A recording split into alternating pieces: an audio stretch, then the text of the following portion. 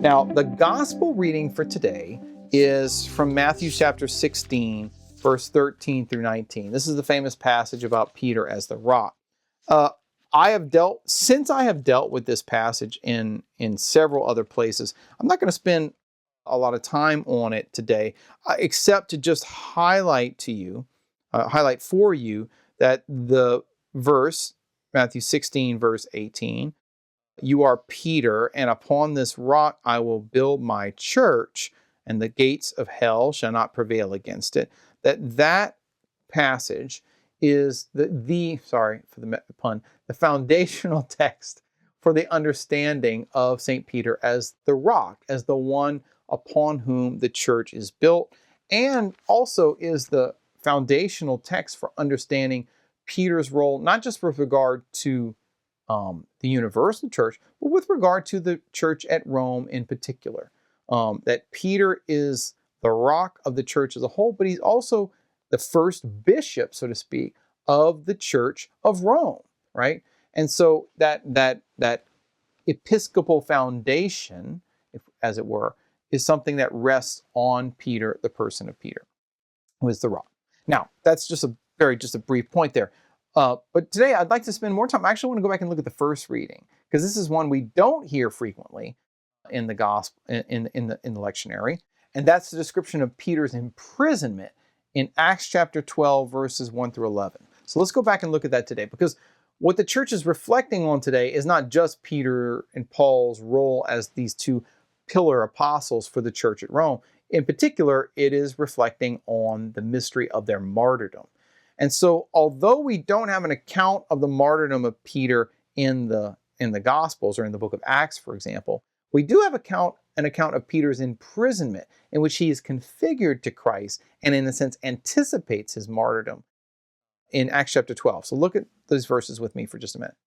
Acts 12, 1 through 11 says this: "At that time, Herod the king laid violent hands upon some who belonged to the church. He killed James, the brother of John, with the sword. And when he saw that it pleased the Jews, he also proceeded to arrest Peter also. This was during the days of unleavened bread." Note that. "And when they had seized him, he put him in prison and delivered him to 4 squads of soldiers to guard him, intending after the Passover to bring him out to the people. So Peter was kept in prison, but earnest prayer for him was made by the church.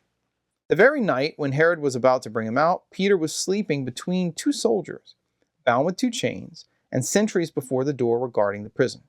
And behold, an angel of the Lord appeared, and a light shone in the cell. And he struck Peter on the side and woke him, saying, 'Get up quickly.' And the chains fell off his hands. And the angel said to him, 'Dress yourself and put on your sandals.'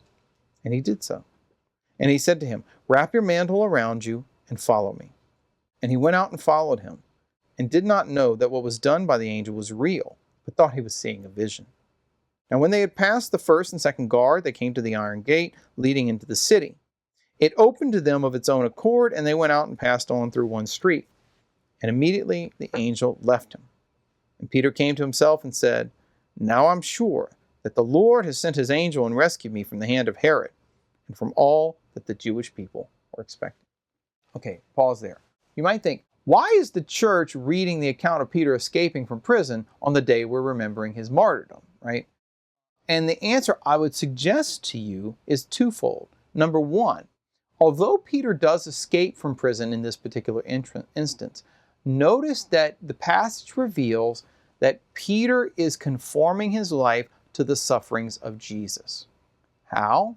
Well, look at what happens.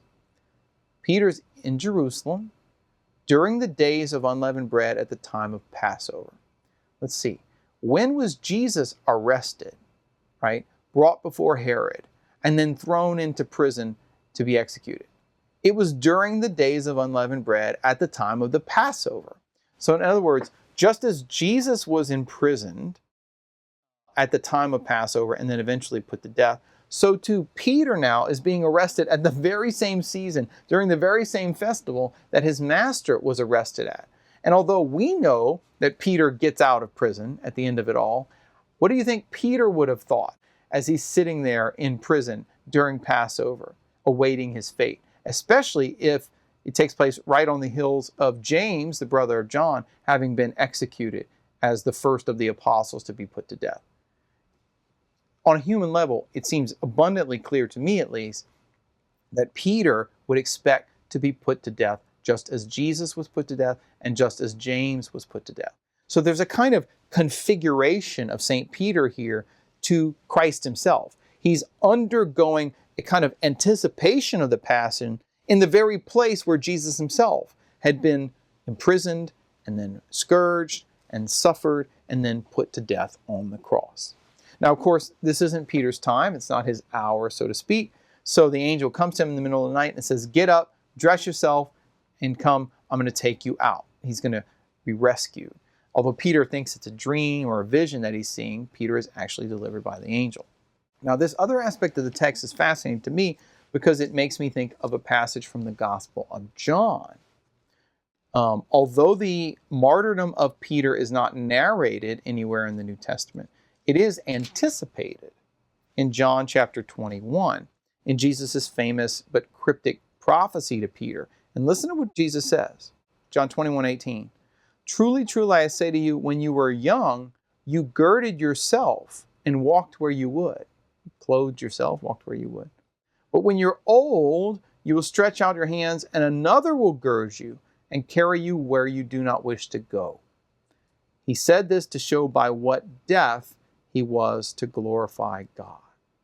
Right? So pause there. Isn't it interesting that Jesus describes Peter's eventual martyrdom in terms of formerly being able to get dressed and go where he wants to go, but in the future having someone else dress him and being led where he doesn't want to go, right? It's kind of twofold description. And apparently John expects his readers to know by what death Peter is going to die. And we're going to see in a minute, it's through crucifixion. But I can't help but notice that in Acts 12 today, the angel says, "Get up, dress yourself," and then leave. So Peter dresses himself and is able to escape in his youth, here in his prime. But then eventually, he'll be led to a place he doesn't want to go. He'll be dressed by another and brought out to an execution which will end with his death. So, in summary, I think that this passage is actually a beautifully selected text to reflect how Peter is being gradually more and more closely configured to Christ in his passion, in his imprisonment, in his suffering, and then eventually in his death. All right, so that's the first reading for today. And the second reading for today